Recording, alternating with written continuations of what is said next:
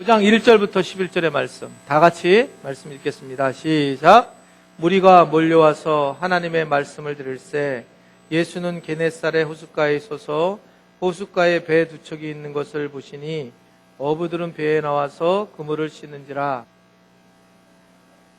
시몬의 배라 육지에서 조금 떼기를 청하시고 앉으사 배에서 무리를 가르치시더니 말씀을 마치시고 시몬에게 이르시되 깊은 데로 가서 그물을 내려 고기를 잡으라. 시몬이 대답하여 이르되 선생님, 우리들이 밤이 맞도록 수고하였으되 잡은 것이 없지만은 말씀에 의지하여 내가 그물을 내리리이다 하고, 그렇게 하니 고기를 잡은 것이 심히 많아 그물이 찢어지는지라. 이에 다른 배에 있는 동무들에게 손짓하여 와서 도와달라 하니 그들이 와서 두 배의 채움에 잠기게 되었더라. 시몬 베드로가 이를 보고 예수의 무릎 아래 엎드려 이르되 주여, 나를 떠나소서, 나는 죄인으로소이다 하니, 이는 자기 및 자기와 함께 있는 모든 사람이 고기 잡힌 것으로 말미암아 놀라고 세베대의 아들로서 시몬의 동업자인 야고보와 요한도 놀랐음이라. 예수께서 시몬에게 이르시되 무서워하지 말라. 이제후로는 내가 사람을 취하리라 하시니 그들이 배들을 육지에 대고 모든 것을 버려두고 예수를 따르니라. 아멘. 예, 우리 이 아침 주님 사랑하시는 분들은 아멘 하시기 바랍니다. 여러분들은 별로 관심이 없을지 모르겠지만 제가 목사가 된 이유가 있어요. 별로 관심 없으신 줄 알고 있는데 하여튼 목사가 된 이유가 있습니다. 여러 이유가 있는데 아주 중요한 이유 하나가 있습니다. 그것은 뭐냐면 저는 정말 하나님이 살아계시다라는 것을 내가 정말 확신한다면 무엇이든지 할 수 있다라고 늘 생각을 했습니다. 그리고 과정 중에 정말 하나님이 살아계시다는 것을 저는 알게 되면서 대학교 2학년 때 목회자로 결정을 하게 됐고 이렇게 이제 목회자가 되었습니다. 그런데 아마 저뿐만 아니라 여러분들도 동일하실 거예요. 여러분 정말 하나님, 살아계신 하나님을 만나셨다. 정말 하나님을 만났어요. 예수님의 은혜를 경험했어요. 그리고 진짜 예수님을 만났어요. 그러면 여러분 무엇을 할 수 있겠습니까? 그때는 정말 어떤 마음밖에 없냐면 그냥 하나님이 하라고 하는 것을 하겠다라고 하는 그런 마음을 가질 수밖에 없죠. 그러니까 정말 하나님을 만난 사람들은 하나님이 원하시는 일을 할 수밖에 없는 게 너무나도 당연한 얘기입니다. 그래서 여러분, 마귀는 어떤 거를 우리에게 막으려고 하냐면 다른 것보다 하나님을 만나는 걸 막으려고 해요. 하나님을 만난다는 걸 뭐냐면 우리가 하나님을 알아서 예배를 드리는 정도가 아니라 실제로 하나님이 내 삶에서 간섭을 하시고 나를 바꾸시고 나와 대화를 하시고 내 삶에서 친밀함을 더 강하게 가지셔서 단순히 우리가 경배하는 존재를 넘어서서 나와 교류하는, 나랑 소통하는 존재로 하나님께서 자리를 잡음, 자리매김을 하는 것이 하나님과의 관계를 하는 거예요. 그러니까 하나님을 믿는다라고 하는 것은 단순히 종교가 아니라 그 종교를 넘어서서 내 삶하고 연결되는 사람, 이런 사람들이 바로 하나님을 만난 사람들입니다. 근데 이렇게 만나게 되면 이 마귀는 문제가 심각하다는 걸 알아요. 그래서 마귀는 어떤 것을 우리한테 원하냐면, 마귀 방법이 뭐냐라고 하면 요새 현대 영성신학자들이 이렇게 얘기를 하고 있습니다. 우리가 하나님을 깊이 못 만나게 하는 이유가 세 가지인데, 하나는 너무나 많은 대중 또는 소음, 더 나아가서는 바쁨, 이 세 가지가 하나님을 만나지 못하게 한다라고 하면서 이것이 마귀가 쓰는 도구다, 이렇게 이야기를 하고 있습니다. 그런데 사실 정말 와닿는 부분이에요. 정말 와닿는 부분입니다. 여러분 한번 생각해 본 적 있습니까? 소음. 우리는 너무 많은 소리를 듣고 산다는 거죠. 사람들의 소리를 듣고 살기도 하지만 텔레비전에서 나오는 소리도 듣고 살고 있기도 하고, 때때로는 우리의 생각과 사고에 대한 소리를 듣기도 하고, 여하튼 우리 주변에 너무 많은 소리를 듣고 있기 때문에, 그러기 때문에 하나님께서 말씀하시는 것에 대해서 우리는 듣지 못한다는 거예요. 그래서 마귀는 계속 우리로 하여금 많은 소리를 듣게 한다. 마찬가지입니다만 또 대중도 많은 사람들을 만나게 한다는 거예요. 많은 사람들을 만나게 해서 야, 하나님 정말 계신가? 하나님이 계시지 않을 것 같은데? 라고 아예 생각도, 의문점을 가지면 우리가 하나님을 만날 수 있는데 의문점도 못 가게 한다는 거예요. 왜 그러냐면 많은 사람들을 만나면서 우리가 그 모든 에너지들을 그쪽에 빼앗기고 있기 때문에 하나님을 만나지 못하게 하고 있다는 겁니다. 가장 커다란 문제는 가장 커다란 이 만나지 못하게 하는 그런 문제는 뭐냐면 우리로 하여금 바쁘게 한다는 거예요. 여러분 설교 중에 그런 말씀을 많이 드렸습니다. 바쁜 것이 죄라는 얘기를 많이 했어요. 바쁘다, 이것은 우리가 상당히 우리한테 이 바쁜 것으로 인해서 하나님을 안 만나는 것은 우리에게 죄로 여길 그런 기회가 없습니다. 여지가 없어요.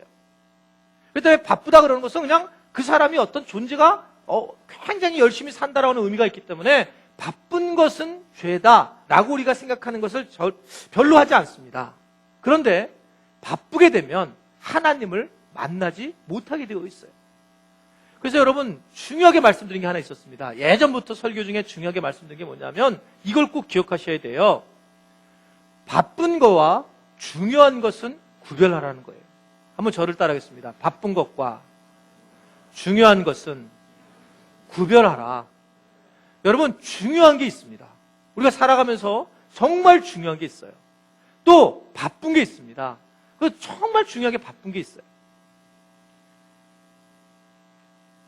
제 친구들이 제 위임할 때 10만 원씩 걷어가지고 목사님들이 교회 나보러 필요한 거를 사라고 그래서 제가 정말 비싼 노스피스 옷을 하나 산 적이 있어요. 너무너무 중요한 겁니다. 근데 그저께 저희 아내가 춥다고 그래서 그걸 입혔는데 그걸 입고 누워버리는 거예요. 그래서 제가 이거 구겨지면 안 되는데 하고 그러니까 제 아내가 저를 정말 기가 막히게 쳐다보는 거예요. 잠바거든요. 그냥 안 구겨져요. 근데 내가 착 그 모습을 딱 보면서 갑자기 그런 마음이 확 드는 거예요. 제가 순간적으로 드는 게 참 웃긴다 정말 인생이. 그 잠바떼기를 가지고 정말 중요한 게 뭐냐면 아내인데 그거 구겨질까봐. 근데 우리는 순간순간적으로 삶에 대해서 정말 그런 걸 중요하고 이 바쁜 거 이걸 전혀 구별을 못하고 살아가고 있는 것이 우리의 모습이고 마귀는 그래서 철저하게 그것을 막는다는 거예요. 근데 하나님은 반대로 어떻게 하시려고 하냐면 하나님은 계속 계시를 하는 분이세요.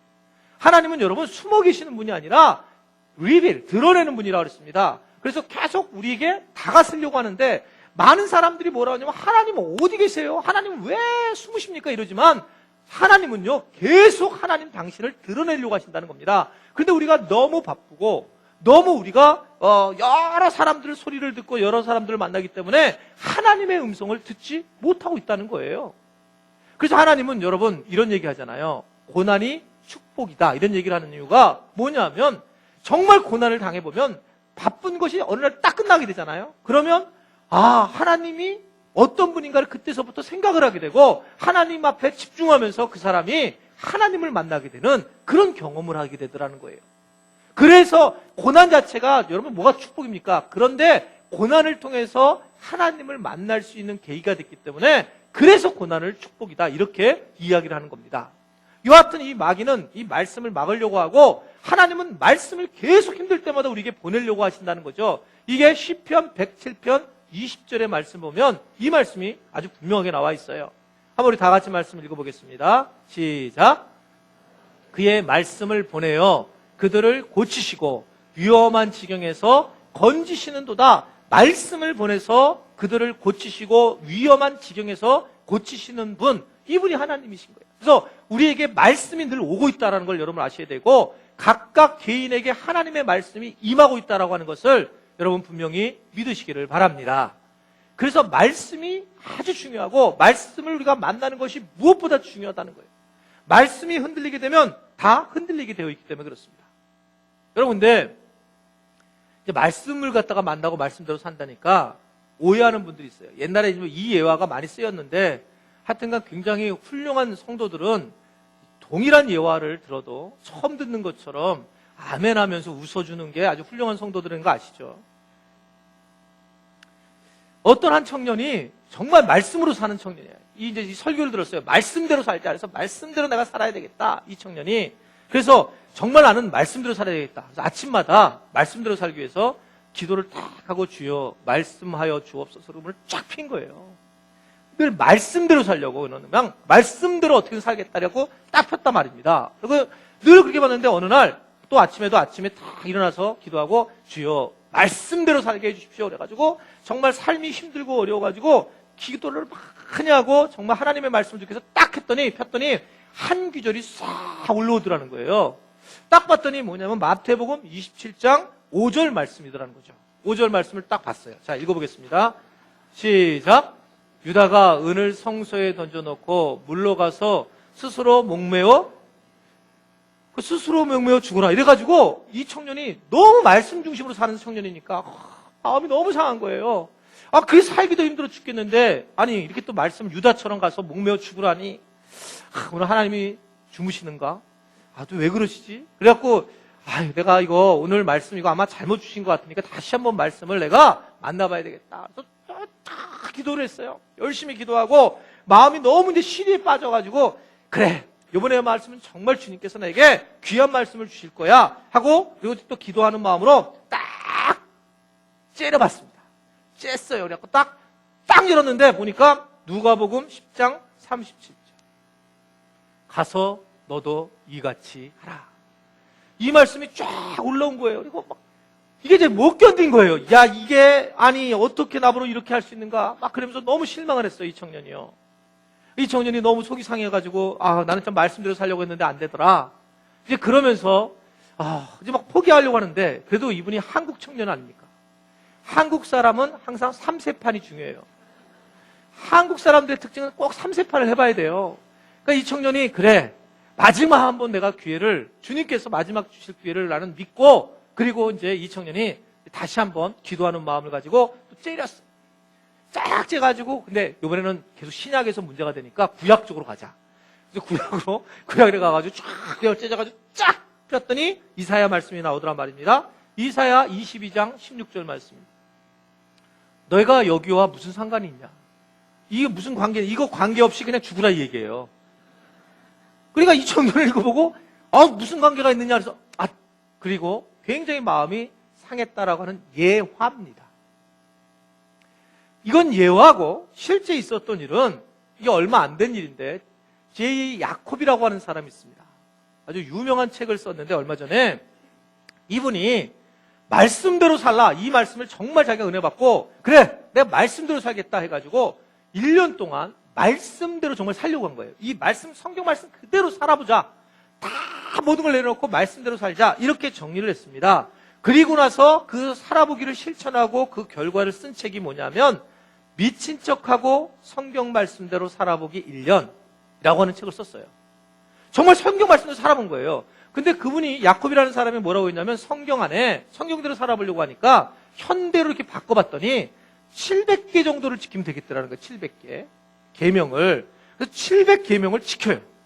다 지켰습니다. 700개 계명을. 그래서 1년을 성경 말씀대로만 살아본 거예요. 다른 거 하지 말고 신경 쓴 게 없이 그냥 말씀 그대로만 살아봤어요. 그랬더니 놀라운 결과가 온 거예요. 아팠던 모든 몸이 병이 났고 그리고 정말 하나님께서 엄청난 물질을 주셔서 상상할 수 없이 물질을 많이 받게 되었고 애들은 하여튼 시험만 보면 막 맨날 전교 1등만 하고 놀라운 일이 일어났으면 얼마나 좋았겠어요. 1년 동안 그렇게 살았더니 정말 주님께서 하나님께서 막 부어주셔가지고 모든 일이 막 잘 되고 그러면 얼마나 좋았겠습니까? 근데 이 책에서는 하나도 그런 거 안 일어났더라는 거예요. 말씀대로 사는데 그것도 하나도 안 일어나는데 일어나는 게 딱 한 가지만 일어나더라는 겁니다. 딱 한 가지. 딱 한 가지가 뭐냐면 정말 1년 동안 살고 나니까 정말 그냥 감사하구나. 어디서 많이 듣던 거잖아요. 그냥 감사하다. 이렇게 이게 내가 있는 게 그냥 감사하구나.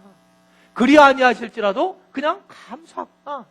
말씀대로 사니까 그냥 감사하다는 것이 그냥 나오더라는 거예요. 여러분 범사에 감사라 이 말씀이 그냥 말씀대로 산 사람들은 그냥 환경은 그대로 있을지 모르지만 기쁨이 있고 감사가 있다라고 하는 것을 여러분 믿으시기를 바랍니다. 그래서 그래서 말씀대로 사는 것이 굉장히 중요하다는 거예요. 오늘 본문도 베드로에 대한 얘기인데 잘 아는 말씀이잖아요.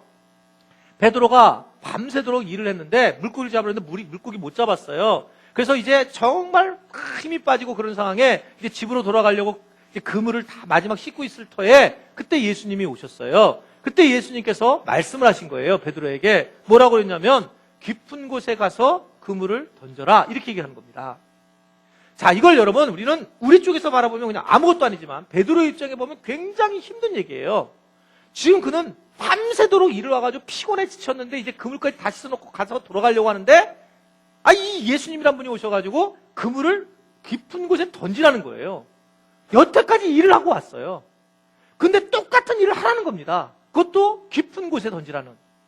여러분 이때 베드로가 어떤 마음이었겠어요? 굉장히 힘들었을 겁니다. 이게 일을 또 같은 일을 한다는 거죠. 예수님이시라면 그냥 너 내가 그리스도인지 주인지 믿니? 예. 그래 그러면 네 배에 물고기가 가득하리라. 뭐 이래야지 이게 예수님이지. 이게 뭐 힘들어 죽겠네 다 정리하고 왔는데 또 그물을 내리라고 한단 말입니다. 그게 지금 이 베드로와 예수님의 관계 속에서 나타나는 그런 부분이에요. 왜 그러실까? 왜 예수님이 그러셨을까? 이것을 우리가 좀 묵상하고 싶은 거예요. 여러분 우리가 같은 일을 하잖아요. 세상 사람들과 같이 똑같이 일을 하는데 여러분들도 일을 하고 세상 사람들도 일을 해요. 베드로가 세상 일을 그냥 했습니다. 그런데 지금은 예수님이 하신 일을 하라고 하는 거예요. 지금 그 차이에 와 있습니다. 여러분들도 지금 나가서 돈을 벌고 있고 또는 뭐 여러분들이 가정주부 일을 하게 되고 또 공부를 하기도 할 거예요. 근데 나는 그냥 일을 할 수 있고 공부할 수 있는데 주님께서 일을 하고 공부하라. 이 차이는 굉장한 차이가 있다는 거예요. 내가 열심히 일하는 거와 주님이 일하라고 해서 열심히 일하는 거 이 차이는 하늘과 땅의 모습입니다. 전혀 다른 거예요. 말씀을 듣고 일을 하는 거와 말씀이 없이 자기 삶을 살아가는 것은 완전히 다른 거라는 거죠. 여러분 가을이죠. 이번 주가 기상청에서 얘기한 거에 의하면 이번 주가 최고 단풍이랍니다. 최고. 하여튼 단풍 이번 주에 만추를 볼 수 있습니다. 그래서 여러분, 하여튼 우리 교회는 어디 못 놀러 가게 특세를 하고 있어요. 만추입니다, 만추. 그러니까 정말 이 가을이 굉장하죠. 이번에 우리 교인들을, 특별히 남자분들이, 우리 교회 남자 집사님들이 가을을 타는 분이 많이 있대요. 옷깃을 세우고 바바리 코트를 입고. 그런 얘기를 많이 들었어요, 이번에. 이상하게요. 그래서, 목사님, 이상하게 남자들이 가을을 많이 타는 것 같습니다. 그래서 내가 실제로 남자들이 가을을 많이 타고 여자들이 봄을 많이 타더라고요. 실제적으로. 자, 여러분. 우리가 말씀을 가지고 가을을 타는 거와 그냥 가을을 타는 것은 정말 달라요, 여러분. 그냥 가을이라고 하는 걸 만약에 그냥 우리가 그냥 일하는 것처럼 가을이구나. 그러면 허무하죠. 가을을 보면, 낙엽을 보면 예쁘다. 근데 예쁨 아래는 우리에게 깊은 싸로우가 있어요. 아주 굉장한 슬픔이 있단 말입니다. 우리 인생도 저렇게 되겠지. 그렇게 되겠지 하는 그런 우리 안에 밑에 깔려있는 그 슬픔이 가을이라는 맛을 느끼게 하면서 남자들은 옷깃을 세우는 거죠. 허무해지고 막 허해지는 그런 모습이 있을 수 있다는 겁니다. 여러분 근데 말씀을 가지고 가을을 보는 사람은 말씀을 통해서 가을을 만들었다는 것을 알고 있는단 말입니다. 그러니까 말씀을 밑바탕이 된 사람들은 가을 자체가 가을을 충분히 느끼고 즐겨야 되지만 그렇지만 거기에 뭐가 있냐면 말씀이라고 하는 진리가 숨어져 있기 때문에 말씀을 바라보는 사람들은 근본적인 흔들림이 없는 겁니다. 그래서 가을이구나. 하나님 만드신 가을이 정말 아름답구나 라고 말씀에 초점을 둬야지 가을에 초점을 두면 그 사람은 곧 아주 굉장히 힘들어질 수밖에 없다는 거예요. 여러분 그래서 우리는 한번 저를 따르겠습니다. 말씀에 집중해야 한다. 말씀으로 여러 사는 방법이 많은데 정말 사는 방법이 많은데 말씀대로 살 수 있는 여러분들이 되시기를 바랍니다. 자, 두 가지가 있어요. 근데 오늘 말씀대로 어떻게 살아가야 될까? 크게 두 가지가 있는데 자, 첫 번째는 그래서 말씀에 초점을 두고 한번 저를 따르겠습니다. 말씀에 초점을 두고 아주 분명하게 의지해야 합니다. 이게 말이 왜 길게 했냐면 너무 중요하기 때문에 그래요. 이 말씀에 대해서 정말 초점을 딱 둬야 되고 아주 분명한 마음으로 의지를 할 때에 그 사람이 말씀으로 살아갈 수 있는 사람입니다. 여러분 오늘 본문 5절을 보면 시몬이 이렇게 이야기를 하고 있습니다. 한번 다 같이 다시 한번 보겠어요. 다 같이 시작.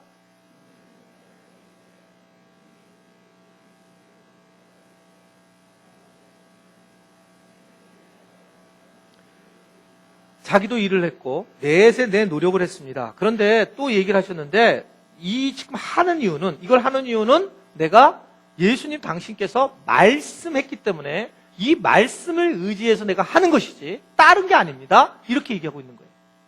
여러분 말씀에 의지한다. 이 말이 굉장히 중요한 겁니다. 내 경험으로 하는 게 아니고 말씀에 의지해서 내 삶을 살겠다는 거예요. 우리 이런 고백을 하죠. 주님 한 분이면 충분해요. 복음만 하면 충분합니다. 정말 주님이 모든 걸 하셨습니다. 이 땅엔 주님밖에 없습니다. 이런 고백을 하는데 왜 실제로 말씀 하나가 우리 삶을 바꾸지 못하고 왜 복음이 우리에게 영향력을 못 미치느냐? 이 부분에 대해서 복음이 의미 없는 것이 아니라 말씀이 의미 없는 것이 아니라 예수님이 의미 없는 것이 아니라 내가 그 예수님을 의지하지 않고 말씀을 정말 완벽하게 의지하지 않기 때문에 그렇다는 거예요. 베드로는 내가 분명히 그 말씀에 의지하겠습니다 라고 명료하게 얘기하고 있어요. 왜 말씀이 내 삶을 뒤집어 놓지 못하느냐? 그 이유는 아주 분명합니다. 내가 말씀에 완벽하게 의지를 하지 않기 때문에 그래요. 이건 말할 필요가 없습니다. 진리가 있는데 그 진리가 말씀인데 그 말씀대로 살면 하나님께서 그 말씀을 통해서 우리에게 삶을 이끌 텐데 그런데 우리가 그 안에서 걱정, 근심 다 하고 말씀을 만나기 때문에 말씀을 의지한다고 하면서도 진짜 말씀을 의지하지 않는 거예요. 여기에 우리에게 가장 커다란 문제가 있는 겁니다. 여러분 교회가 힘든 이유가 뭡니까? 교회 공동체들이 막 흔들어대는 이유가 뭐예요? 흔들어지는 이유가요. 그 이유는 자기 경험들을 얘기하면 교회는 흔들어져요. 근데 말씀을 얘기하는 교회들은 흔들림이 없습니다. 말씀에 의지하는 교회들은. 근데 자기 생각을 하면요 정말 어렵고 힘들어요. 자기 생각을 얘기하면. 근데 교회는 자기 생각을 얘기하는 곳이 아닙니다. 말씀에서 뭐라고 얘기하는지. 그러니까 여러분 무슨 대화를 할 때 말씀은 뭐라고 얘기하지? 이걸 꼭 기억하셔야 돼요. 저희 교회에서 지난주에 전도 세미나를 우리 목자들이 갔다 왔어요. 저는 가지 못하고 교육자들과 목자들이 갔다 왔는데 보고를 받을 때 보고하는 중에 이런 얘기를 하는 거예요. 대부분 다 목사님 전도가 정말 쉽더라고요. 저는 제 생각으로만을 생각하면 전도하는 방법이 아주 쉬운 게 있나 보다 이렇게 생각을 했어요. 근데 그분들이 하는 말이 공통적으로 전도가 쉽다는 걸 뭘 의미가 있냐면 그 교회는 전도를 하는 것에 대해서 달란트를 주는데 전도를 하고 무슨 몇 명이 오면은 상을 주는 거 이런 것이 아니고 굉장히 큰 교회가 됐는데 근데 그게 뭐냐면 그들은 그냥 전도하러 모여서 나오면은 이 달란트를 주는 가든 말든 교회 안에 교회에서 그 전도하러 모이는 것 자체가 이미 그게 전도의 시작으로 보는 거예요. 그러니까 교회만 왔다 하면 달란트 이렇게 줘가지고 그리고 인정해 주더라는 거죠. 그러니까 너무 놀라운 거예요. 그러니까 전도하기 쉬워요. 교회 나가면 되는 거예요. 근데 그게 시작인 거예요. 그리고 가서 그냥 뭐 이렇게 컵 같은 거 주고 오고 그냥 그 정도고 그러니까 그 교회는 몇백 명 전도왕도 없고 최고 많아봤자 10명 정도밖에 안 된대요. 안 가봤으니까 안 된대요. 그렇다는 거예요. 그러니까 전도가 정말 쉬운 마음을 갖는 거죠. 전도라는 거 그냥 교회에 내가 나와서 그냥 있는 거가 그럼 저는 그 얘기를 들으면 어떻게 되냐면 항상 말씀은 정말 뭐라고 얘기하는지 이게 궁금해요. 성경 말씀이 뭐라고 얘기합니까 여러분? 전도를 하는데 열매를 맺어서 그 열매에 대해서 너희들이 반드시 등록시키고 그리고 최대한 많은 숫자를 등록해라 이런 말이 없거든요. 너는 성령이 임하면 가서 전해라. 성령께서 이 일을 하실 거다.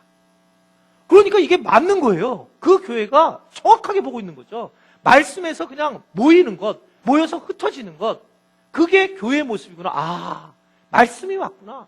그러니까 전도가 쉬워지는 그런 모습으로 가게 되는 걸 보면서 정말 말씀대로 하는 교회들이 성장한다는 걸 다시 한번 느끼게 됐습니다. 여러분 요새 우리 교회가 매일 성경을 지금 보는 본문이 사도행전이잖아요.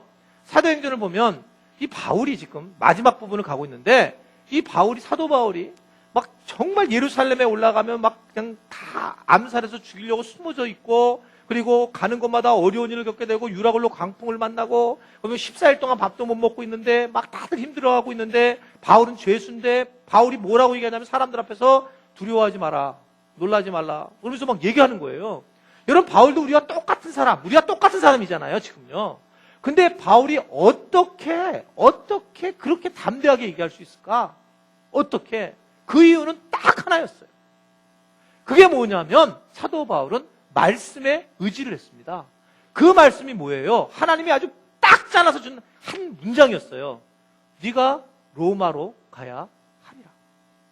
이 문장 하나가 바울을 완전히 뒤집어 놓은 겁니다. 결론이 있는 거예요, 결론. 삶의 결론이 있습니다. 로마로 가야 한다라고 하는 결론. 그렇기 때문에 그 앞에 어떤 일이 일어나도 바울은 웃을 수가 있었던 거예요. 왜냐하면 로마로 가야 되는데 가는 과정 속에 어려운 일들이 많이 있을 수가 있다는 겁니다. 여러분, 말씀에 의지를 하면 어떤 상황이든 어떤 환경이든 두려워할 필요가 없다는 것입니다. 그래서 여러분, 말씀에 정말 의지하시기를 바랍니다. 말씀에 철저하게 의지하셔야 돼요. 철저하게. 그냥 그냥 말씀 좋네. 말씀 그렇지 그렇게 생각하는 것이 아니라 말씀에 아주 철저하게 의지를 해야 돼요. 말씀에 내가 완전히 말씀을 붙들고 이렇게 의지를 하지 않고는 결코 그 사람은 변할 수가 없다는 거예요. 말씀에 의지하시기를 여러분이 되시기를 바랍니다. 옆에 분들한테 한번 처음으로 인사하는 건데 그냥 말씀에 의지합시다. 주먹을 확 집어주고 말씀에 의지합시다. 이렇게 해보세요. 네, 자, 두 번째 마지막. 말씀에 근데 의지만 하면 되겠냐는 거예요. 말씀에 의지만 하냐. 말씀에 이제 반응을 하고 나면 여러분, 말씀이 내 인생을 이끌어야 되는데 내가 말씀을 이끌면 문제가 돼요. 그때부터 힘들어지는 거예요. 근데 말씀이 내가 반응을 하고 나면 그 다음에 해야 될 일이 뭐냐면, 한번 저를 따르겠습니다. 순종하고 행동해야 한다. 말씀에 의지하고 난 다음에 말씀 내가 의지하지? 그러고 난 다음에 해야 될 것은 순종하며 행동하는 거다. 이게 이제 진짜 믿음 생활하는 사람들의 특징입니다. 순종하고 행동하는 것, 말씀에 의지하는 사람들이 반응하는 것이 바로 순종하고 행동하는 거예요. 여러분들 오늘 여러분 말씀을 들으면서 이런 생각할 겁니다. 지금 목사님, 말씀은 말씀이고 그리고 사는 건 사는 거지, 어떻게 말씀을 가지고 그대로 살아갈 수 있을까? 그렇게 생각하겠죠. 여기서부터 문제가, 이거 마귀가 가지고 있는 정확한 부분이에요. 우리가 경험한 것에 의하면 그렇게 살 수밖에 없다는 거예요. 여러분, 말씀대로 산다라고 했을 때 이 말씀대로 정말 삶이 살아가느냐, 말씀대로 살아가게 되더라는 거예요. 근데 우리는 이 부분에 대해서 우리가 정리를 하는 거예요. 그냥 목사님 말씀이고 내가 삶은 내 삶이고 나는 걱정하고 두려워할 거 다 할 거야. 그렇게 살아가는 거예요. 그런데 그때 행동을 하지 않고 순종하지 않으니까 하나님께서 일을 하지 못한다라고 하는 것을 우리에게 말씀을 하고 있는 겁니다. 여러분, 하나님께서 우리의 길을 인도해 주신다는 걸 여러분 믿으시기를 바랍니다. 그게 말씀이에요. 그러면 그 말씀을 내가 붙들고 나가야 되는데, 아멘하고 나가야 되는데, 반응을 해야 되는데 그 반응을 하지 않는 게 문제란 말입니다. 근데 오늘 베드로는 여러분 5절 후반전을 보세요. 베드로는 말씀에 의지하여 뭐라 그래요? 내가 실제로 그물을 또 내리겠다라고 행동을 얘기하고 있습니다. 여러분, 이 말씀의 다음에 나오는 것은 행동이에요. 실제로 행동하고 이렇게 움직여야지만 가능하다는 거예요. 가능하다. 그렇지 않으면 이것이 이루어지지 않게 되어 있다는 거죠. 이거는 1, 2부 때를 말씀 안 드렸는데, 제가 어저께 이번에 성령 수양에 갔다가 제 아내 얘기입니다. 근데 본인이 이렇게 아마 간증을 하는 게 더 좋겠지만, 이번에 성령 수양에 가서 저희 아내가 이렇게 굉장히 몇 개월 동안 이걸 옷을 못 입어서 제가 옷을 막 입혀드리고 막 그랬어요. 못 입어가지고. 근데 이번에 이제 성령 수양에 가서 이 치유 기도를 했는데, 근데 본인이 아시잖아요. 저희 집사람 수학 선생이에요. 웬만하면 수학 선생하고 살면 안 됩니다. 아주 분명한 분이에요. 그러니까 이런 걸 이렇게 병 낳고 이런 걸 별로 연결 안 돼 있는 사람이에요. 저는 연결돼 있는 사람이에요. 근데 나은 거예요. 나았어요. 근데 나왔는데 어떻게 나왔냐면 결론적으로 뭐냐면 본인이 행동한 거야. 정말 나았다는 거죠. 자기가 하나를 못했대. 뭐 못했더니 장이 아픈 기도를 할 때 자기가 아멘 못했대. 장도 했어야 되는데 장도. 그래 근데 이 팔만 가지고 내가 아멘하고 했더니 팔만 나왔다는 거예요. 저는 이 부분을 뭐라고 얘기를 생각하냐면 이것은 순종하고 행동한 거라고 생각하는 거예요. 순종하고 행동하면 상상할 수 없는 일이 일어납니다. 주님이 하시기 때문에. 근데 우리는 여러분들 이 얘기해도 사모님이니까 그렇겠지. 저희 집사람 평생 이런 일 처음이라고 이번에 흥분했어요. 근데 이런 일이 일어날 수가 당연히 있는 거예요. 저는 그래서 흥분도 안 돼요, 저는요. 그랬어? 왜냐하면 정말 우리가 그대로 순종하고 행동하면 그물을 내리면 그물이 찢어질 정도로 물고기가 모일 건 뻔한 건데 그물을 내리지 않거든요. 말씀을 내가 믿습니다 하고 오지만 그물을 안 내리거든요. 행동 안 하거든요. 발 한 마디를 내밀면 네가 요단강이 갈라지려 할 때 발을 안 내미는 겁니다. 왜냐하면 내두맥은 빠져 죽을 것 같으니까. 그게 우리의 모습이기 때문에 오늘 분명하게 말씀을 하고 있는 거예요. 네가 정말 그렇다면 그냥 그렇게 하라는 거예요. 여러분 말씀대로 우리가 의지하고 행동을 해야 된다는 거예요. 이번 주일 추수감사 주일인데 여러분 특세를 하잖아요. 특세하면 새벽 기도를 나오라고 하는 건가 나오지 말라고 하셨는가 말씀에서 뭐라고 얘기하는지 짜증내면서 나오지 말라 이거예요. 제 얘기는. 말씀에서 예를 들면 새벽을 깨우리라. 네가 새벽을 내가 너를 도와주리라. 그 말씀을 붙들고 의지해서 나오면 엄청난 하나님의 인도하심을 받는 걸 믿으시기를 바랍니다. 근데 짜증을 내고 야, 또 5일 동안 어떻게 버티지? 큰일 났다. 이거 또 5일 동안 이러고 나오시면 나오세요. 반응을 하고 행동하셔야 돼요. 내가 말씀이 그렇게 하면 아멘 하고 와야 된단 말입니다. 우리의 교회가 노회에서 굉장히 알려진 교회인데 알려졌던 이유 중에 하나가 뭐냐면 교회가 도대체 왜 이 교회는 이렇게 정말 어려운 상황에 성장을 했을까 이런 얘기를 하는데 제가 이제 그런 거 강의를 몇 번 하려고 하다 보니까 정리된 게 하나 중에 하나 주님이 하신 게 하나 있더라고요. 확 눈에 띄는 게 그게 뭐냐면 여러분 저를 보시면 좀 느낄 수 있지만 제가 이 교회 지금 선장으로 이제 일을 해나가고 있잖아요. 그런데 개척을 하라고 했을 때 저는 수원이라고 하는 걸 한 번도 안 와봤다고 그랬잖아요. 수원이 거꾸로 하면 뭐라고요? 원수잖아요. 사는 게 정말 만만치 않은 데가 수원이더라고요. 처음에. 지금은 제일 사랑해요. 수원 사랑해요. 수원. 지금은 진짜 사랑해요. 지금.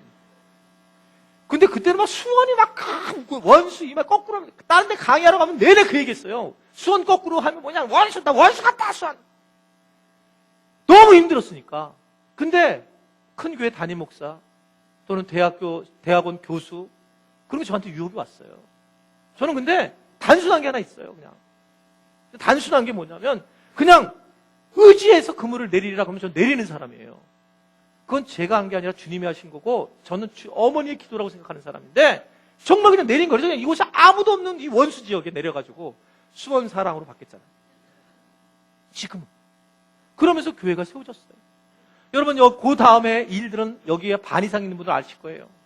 우리 교회가 이곳에 이전을 하러 왔는데 건축을 해야 되는데 정말 방법이 없는 거예요. 근데 건축하라라는 말씀을 듣고 그냥 한 것밖에 없어요. 행동을 취한 거예요. 너무 힘들었죠. 근데 행동을 그냥 취한 거예요. 그냥. 왜냐면 행동을 안 하고 아멘, 건축, 아멘 이랬으면 아무것도 안 됐을 겁니다. 근데 그냥 행동을 취해서 하나님께서 놀라운 축복을 우리 교회에 부어주셨다는 겁니다. 여러분 이게 동일해요. 말씀에서 내가 만나면 그 말씀을 행동을 하라는 거예요. 헌금을 하는 것도 여러분 마찬가지입니다. 여러분 추수감사 헌금 봉투 들어있잖아요. 감사헌금 봉투 보고 야 또 헌금을 해야 돼. 이렇게 헌금하는 게 많다. 그렇게 할 필요 없다는 거예요. 성경에서 뭐라고 얘기하는지 말씀에서 뭐라고 얘기하는지 그렇게 그대로 하면 돼요. 말씀이 뭐라고 그러냐면 아주 분명하게 얘기하는 게 있습니다. 저는 이게 정말 맞는 얘기라고 생각해요. 헌금하실 때 인색함이나 억지로 제발 하지 마라. 정말 그럴 필요 없어요. 인색함이나 억지로 하려면 할 필요가 없다는 거예요. 정말 내가 기쁜 마음으로 하는 거예요. 바울이 고린도후서에 아주 분명하게 얘기하는 겁니다. 헌금은 기쁜 마음으로 하는 것이지 이게 인색함으로 어색함으로 그렇게 할 필요 없다는 거예요. 하나님 거지 아니시라는 거죠. 그래서 여러분들이 헌금을 이번에 추수감사절 헌금도 하기 싫으면 안 하셔도 정말 괜찮아요. 목사님 또 나한테 뭐라고 저는 여러분 제 장점이 누가 헌금했는지 헌금만 안 보는 게 제 장점이에요. 저는 안 보고 있어요. 누가 뭐 했는지 잘 근데 아멘을 하네 막. 정말 그래요 저는요. 왜냐하면 혹시라도 내가 잘못된 눈을 갖고 성도들을 대할까 봐. 그런데 이번에 추수감사 헌금할 때는 여러분 말씀에 반응해서 하십시오. 말씀에서 얼마 할까? 3,000원? 30만 원 하라면 하세요. 말씀에 반응해서 좀 해보라고요. 그렇게 내가 의지해서 그물을 내리리이다 이렇게 했을 때에 그때 주님이 일하시면서 오늘 6절에 뭐라고 나옵니까? 6절에 오늘 본문 6절에 뭐라고 나와요? 자 시작. 그렇게 하니가 동그라미인 거예요. 그렇게 했더니 고기를 잡은 것이 힘이 많아서 그물이 찢어지냐. 그렇게 하니 별표 3개 동그라미 돼지꼬리 땡땡. 그렇게 하니까 아주 제일 중요한 거예요. 그렇게 하니까. 그렇게 했더니 이렇게 행동했단 말입니다. 행동을 하라는 거예요. 행동을. 이 말씀에 의지하면 행동해야 된다. 결단해야 된다. 그러면 그 말씀이 내 인생을 이끌어가게 돼 있다. 이렇게 우리에게 전해주고 있는 것이 복음입니다. 네가 혼자서 끌고 가지 말고 하나님이 너를 끌고 갈 테니까, 말씀이 너를 끌고 갈 테니까 너는 순종하고 결단하고 행동해라. 와, 그러면 됩니까? 그래, 그러면 돼. 이게 복음이에요. 이게 복음이라고요. 여러분 중동에 대한 얘기 아세요? 박정희 대통령 때 중동 건설을 하게 된 동기, 중동의 나라들이 오일로 엄청나게 돈을 벌었죠. 갑자기 막 그 모래 밑에 그냥 오일이 있어가지고 너무 많은 돈을 벌었답니다. 그래서 그 돈을 벌었는데 이들이 딱 봤더니 돈을 많이 쌓아놨는데 보니까 아니 이게 서구 이렇게 서양이나 이 미국을 봤더니 아주 도시들이 잘 만들어져 있는데 자기들은 도시가 없는 거예요. 돈은 많은데. 그래가지고 그들한테 서구에 있는 사람들한테 이제 그 기술자들한테 요청을 했대요. 우리 와서 좀 지어달라고. 그랬더니 이들이 얘기하기가 야 이게 40도 50도 넘는 데서 어떻게 여기서 공사를 할 수 있느냐. 공사할 수 없다. 이렇게 이야기를 했습니다. 이 소식을 박정희 대통령이 들었대요. 이 소식을 듣고 경제강요 20명을 급파를 했습니다. 중동에. 급파를 해가지고 좀 알아보고 와라. 그리고 그들이 갔다가 돌아와서 보고를 했대요. 그들의 보고는 이거였습니다. 각하 안 됩니다. 그곳에 가니까 온통 다 모래와 자갈밖에 없고 물도 없고 이 기온이 40도 50도인데 낮에 일했다가는 그냥 깨구락지가 됩니다. 이거 모두 다 죽을 수밖에 없어요. 이건 도저히 할 수가 없습니다. 라고 결론을 줬다는 거예요. 박정희 대통령이 근데 그 얘기를 듣고 막 갈등을 하다가 마지막으로 특사 한 명을 보냅니다. 그분이 누구냐면 현대건설 정주영 명예회장님이세요. 정 회장님이 그곳에 갔대요. 그리고 돌아와가지고 보고를 했답니다. 그 박정희 대통령을 딱 보고 얘기한 게 첫 마디가 뭐였냐면 각하 왔답니다. 이러더래요. 그래서 아니 뭐가 왔다냐? 그럼 물어봤대요. 뭐 어떤 상황이었더니 아니 세상에 모든 건축 자재가 거기에 다 있습니다. 모래와 자갈이 거기 때문에 거기 있는 걸 다 사용하면 됩니다. 그럼 물은 그럼 어떻게 하지? 물. 그랬더니 물은 우리나라가 차가 있지 않습니까? 차로 그냥 물 그냥 운반하면 됩니다. 잔뜩. 그러면 낮에는 그 40도 50도에서 어떻게 일을 하지? 낮에는 재우고 밤에 일하면 됩니다. 그래가지고 그 중동에 우리나라가 그 파송이 됐고 지금 이렇게 경제대국이 된 이유 중에 하나가 중동 때문에 그렇잖아요. 근데 그때 그래가지고 실제로 보잉 747기 돌아올 때에 이 돈이 너무 많아가지고 달러 그 현금이 너무 많아가지고 그 747 한 대를 보내가지고 다 채워가지고 왔대요. 뻥인지 모르지만. 그렇게 이거 제가 책에서 본 거예요. 엄청난 돈을 벌어서 가지고 온 거죠. 엄청난 돈을 번 거. 여러분, 근데 중요한 건 저는 그렇게 생각하는 거예요. 행동을 했기 때문에. 행동하기 전에 우리는 여러 생각이 많죠. 근데 행동을 할 때에 일이 이루어진다는 것을 여러분 분명히 믿는 여러분들이 되시기를 바랍니다. 여러분, 오늘 말씀을 마치겠어요. 오늘 말씀은 우리가 이 세상을 살아갈 때 말씀대로 살아가야 되고 말씀에 의지하고 살아가야지만 흔들림이 없다는 거예요. 그런데 말씀에 의지하는 것으로 끝마치는 것이 아니라 말씀을 의지하고 행동을 하면 정말 말씀이 내 인생을 이끌어간다는 것을 여러분 분명히 기억할 수 있게 되기를 바랍니다.